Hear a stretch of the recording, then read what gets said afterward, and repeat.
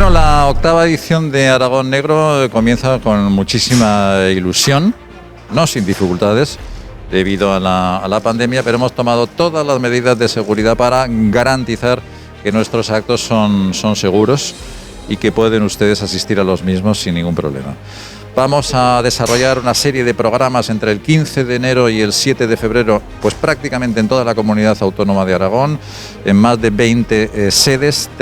Tienen toda la programación en www.aragonegro.es, por días, también por sedes, en una combinación, como os decía, de oferta literaria, cinematográfica, hay teatro, hay exposiciones de fotografía, hay gastronomía.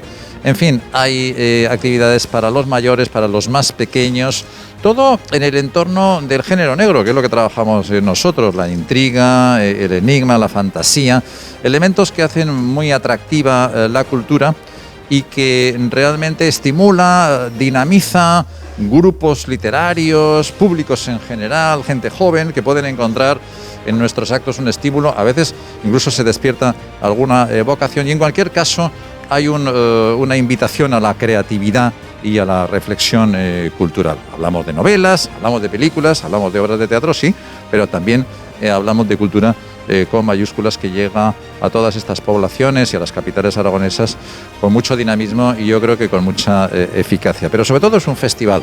Venimos a divertirnos, venimos a participar, venimos a disfrutar de la actividad creativa y de nuestros actores, de nuestras actrices y de nuestros escritores.